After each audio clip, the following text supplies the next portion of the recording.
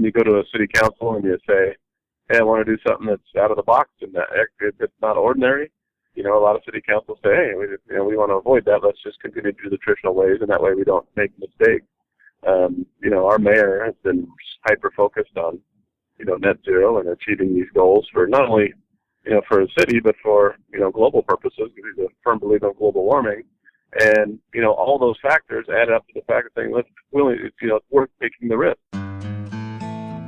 Local Energy Rules is broadcast from our studio in Minnesota, and our link to the subject of this week's podcast is Judy Garland, Dorothy of The Wizard of Oz, who was born in Grand Rapids, Minnesota, but who attended high school in Lancaster, California.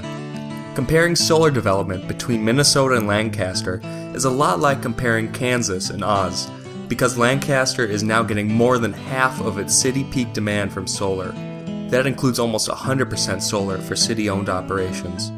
Join us this week as John Farrell talks to Jason Caudle, city manager with the City of Lancaster, California, about his city's bold efforts to generate more energy from solar on a daily basis than the city consumes. This is Local Energy Rules, a podcast sharing powerful stories about local renewable energy. So in Lancaster, I think more so than a lot of cities, you've got great sunshine, great solar resource, and competitive prices for solar. Your electricity price is a little bit higher, which makes your solar resource that much better in comparison. Is that what makes it work in Lancaster? Is that what makes solar work, or is it something in the water or something else? Well, I think it's solar, quote, working is a relative term. I think it'll work anywhere. And I think there probably are other places that have made it work. We've made it work to a unique extent, to a greater extent. We've got leadership that is, willing to step up and say, this is important to us. And we want to, we've set the goal of being the first net zero in the state, in the nation, the world. And, that vision set by the mayor really, started the ball rolling. And I think that it starts with leadership. And any other community, any other city that has that level of leadership, solar energy can work. Now, just to clarify for folks listening, the net zero goal is for the entire city, right? Not just municipal operations to be net zero carbon emissions? That's correct. The goal that the mayor had set is that we generate or procure within the city limits more energy than is consumed in the city limits. And that's the way we judge or define net zero. And that's it can come in different ways. It comes from, municipal buildings being hooked up to, behind-the-meter solar, to all of our schools being hooked up to behind-the-meter solar, to, the residential rooftops and businesses and the rooftops, those types of things. But also it's setting zoning ordinances and setting priorities that relate to the development of commercial-scale solar, which we've been very successful at as well. So, many cities have used the power purchase strategy that Lancaster has used to capture incentives. So this, just to give a bit of background for listeners, the power purchase agreement allows you to have a third party install solar on a city rooftop, for example, or a city building, and then you would buy the electricity from them rather than buy the solar array. And that process is legal in about half of the 50 states. In Lancaster, you want to step further than that, not only doing that kind of power purchase arrangement with companies like Solar City, but you've established this power authority to buy the solar on behalf of the schools. What gave you the idea to do this kind of bulk purchase and then sell the electricity to the schools? Well, I think what happened is when our first project we did was with Solar City, and it was a behind-the-meter, very standard PPA. We'll buy the energy from you and you own the facility. We then, as we went through that process, realized it really wasn't that complicated and really wasn't that difficult. It was more a story of financing than it was a story of engineering or construction. The system itself is pretty simple. I'm not an electrician, but I think as we saw it being built, we said, this isn't that difficult. The strategy was financing it so that you could maximize the lower cost. And what we were able to do was take tax-exempt municipal financing, procure the energy on behalf of the schools, and then sell it back to the schools. So the schools weren't in the business of building things or generating electricity. The city could be, and the city was interested. So we kind of stepped in there and said, no, we understand this a little better than you do. We know how to do this. Let us take that risk. Let us move that ball forward for you. And we did, and it was successful at the end of the day. So the Power Authority, as I understand it, is set up so that it could do the same kind of arrangement for other cities. Has that been done yet, and why or why not? We explored that as opportunities, and I think we found that, as we started telling the story to other cities and shopping it a little bit, so to speak, it became apparent that there were a lot of, risk averse. I mean, cities were risk averse to doing it. I think probably some of the impediments that, you might find in the industry nationwide is that, you have cities that say, oh, we can't do it, we can't make it work. They need to look to examples of where it has worked, because it does work. And I think the challenge is finding those cities that were willing to take that level of risk in a business that they didn't understand. And it's, to a certain extent, that's still the case. It sounds to me as if the problem is that it's in some ways an issue of familiarity, that cities use this low-cost financing tool for all sorts of municipal capital expenses, like roads or buildings, but that doing it for solar is something new to them. And so although Lancaster kind of figured out what I think is a very intriguing and innovative way to use this low-cost financing, it's just not familiar to other cities? Right, that's correct. I think it's either not familiar or it's not traditional. And, when you go to a city council and you say, hey, I want to do something that's out of the box and that it's not ordinary, a lot of city councils say, hey, we want to avoid that. Let's just continue to do the traditional ways, and that way we don't make mistakes. Our mayor has been hyper-focused on, net zero and achieving these goals for not only, for a city, but for, global purposes, because he's a firm believer in global warming. And, all those factors add up to the fact of saying, it's worth taking the risk to protect the planet and, also help the city financially. I feel like that's one of the issues, or that notion that solar can be such a cost savings, and especially for Lancaster. And, this is one thing that surprised me so much about learning that the Power Authority concept hadn't really caught on with other cities, especially in California, that the economics are fundamentally the same. The solar resource is good there for many other cities. The high cost of electricity is there. The notion that cities aren't jumping on this, that I feel like when I talk to folks from cities, I always hear that they're cash strapped. They're always searching for ways to stretch their dollars further. And this seems like such a really easy way to do it, especially when you're talking about not having to pay that upfront cost potentially. But even with this Power Authority strategy, a way to drive down energy costs and move forward. I guess, I don't know, I'm just baffled by that. I'm wondering if you have any further thoughts about why cities are leaving that on the table.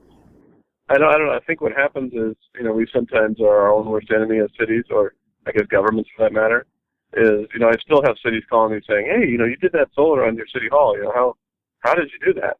And it was like, well, we signed a document, we saw how much it cost to buy it from person X, Solar City in this case, and we saw how much we were paying for it from company Y, which is SCE, and there's a difference, right? It's lower to buy it from this guy than sign the document and buy it from the guy.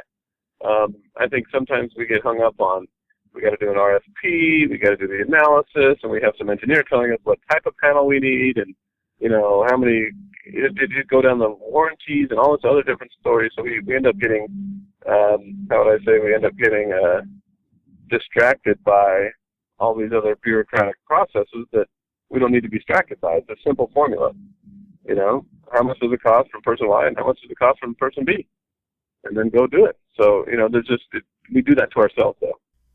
Are there rules in other cities, whether in California or elsewhere, that would prevent them from making that same kind of analysis and simply saying, look, Solar City is telling us it's going to cost 2 cents a kilowatt hour less over 15 years, and they can guarantee that for us? Like you said about the RFP, do other cities have a process that they have to go through that doesn't allow them to do this?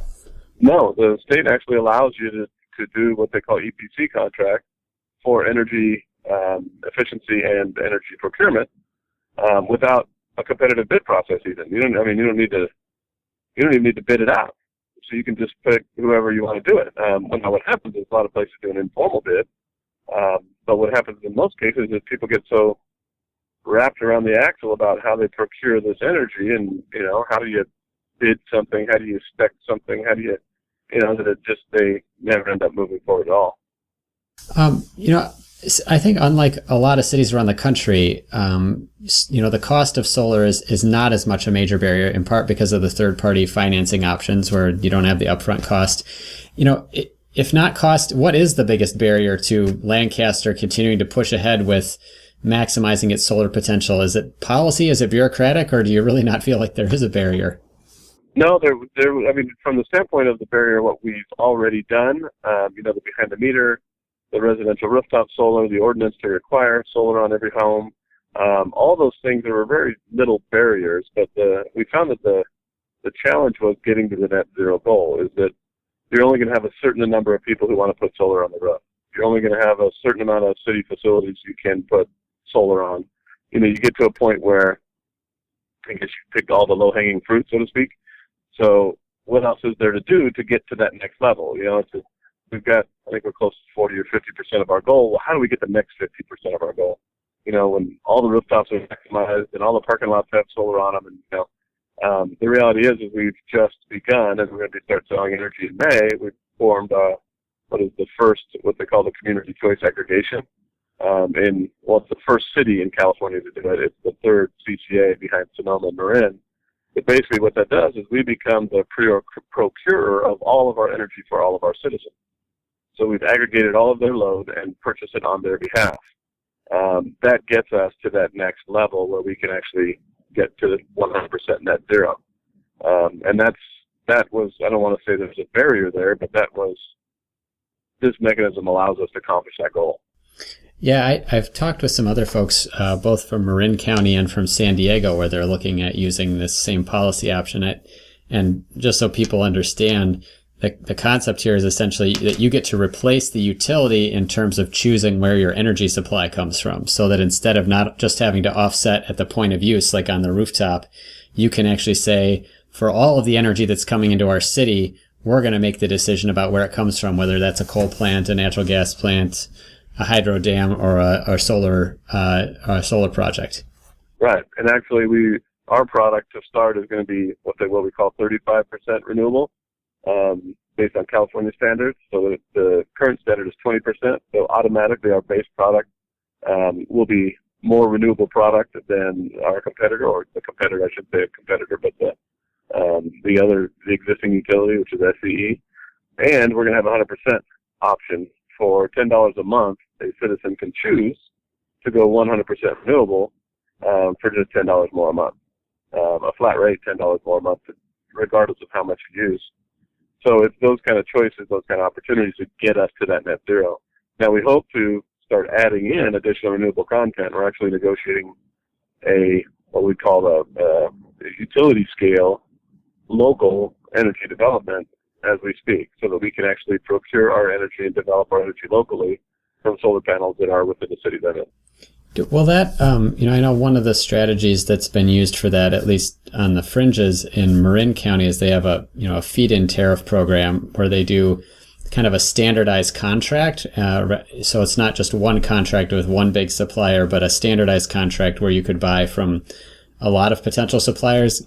I guess given what you've already done, though, and the number of people that have already gone solar, would there be much of a market for expanding solar on existing city rooftops, or are you really needing to look for some more creative ways to increase that number of 35% renewable? Yeah, I think time will tell. The Marin has a long track record, so they've had a good history at this. So they know they have a greater understanding of their costs, and I think that feed-in tariff provides incentives. I mean, it's the way I understand their feed-in tariff is they're paying more for the energy than you would maybe in the open market, right? And they're doing that to stimulate local development of solar.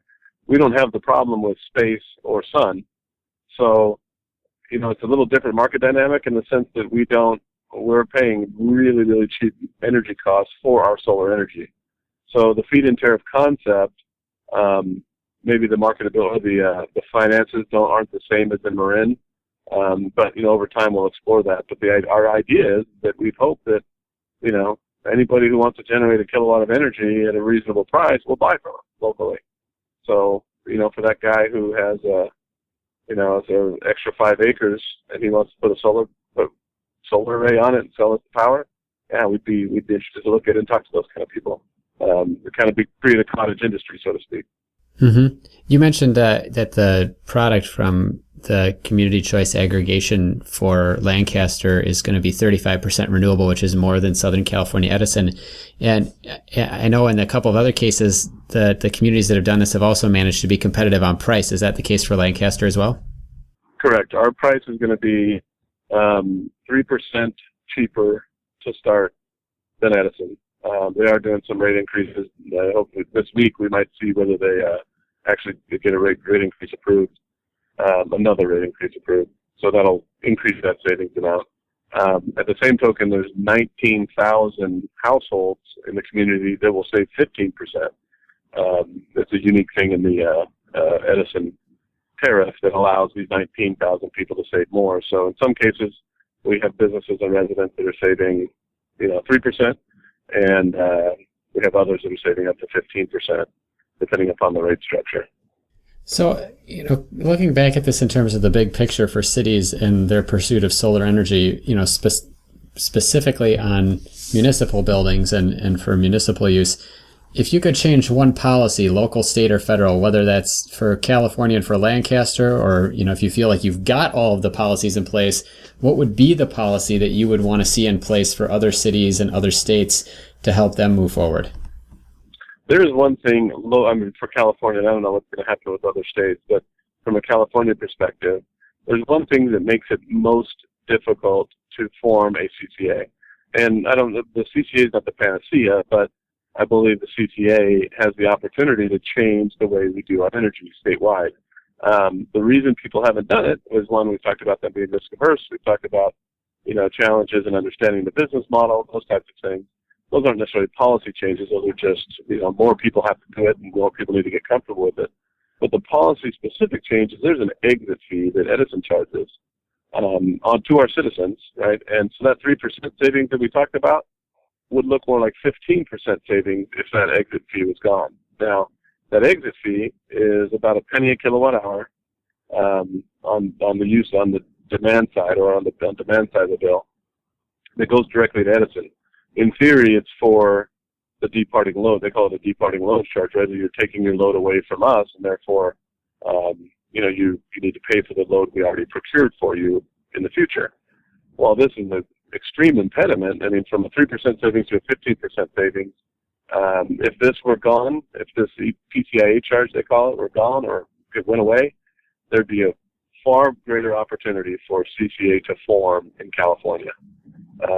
Even if it were modified to a certain extent, it'd be a greater opportunity to form CCA in California. So, if that changed, you'd start seeing a whole lot more CCAs pop up, and you'd start seeing a whole lot more residents and businesses saving money. Jason, I just want to say thanks so much for taking the time to chat with me. This is really helpful. We're really impressed with what you've managed to accomplish in Lancaster, and every time I talk to somebody who says that there are barriers to this, I'm just going to give them your phone number. Okay, great. We're proud of what we've done here, and we love to see local government proliferate and succeed, not only in energy, but water and everything else. So I'd be happy to take their call. That was John Farrell, ILSR's Director of Democratic Energy, talking to Jason Caudle, City Manager with the City of Lancaster, California. Jason just explained how easy solar energy is to procure if everyone is on board, and if cities can simply buy their energy from solar arrays owned by a third party. This is especially true in Southern California, where abundant sun and the expensive electricity bills make solar power a good deal. But according to our new report, Public Rooftop Revolution, a power purchase agreement from a third party may be the best buy for any city government, while dramatically simplifying the process of going solar. That report can be found at ilsr.org, where you'll also find more episodes of our Local Energy Rules podcast. Until next time, keep your energy local, and thanks for listening.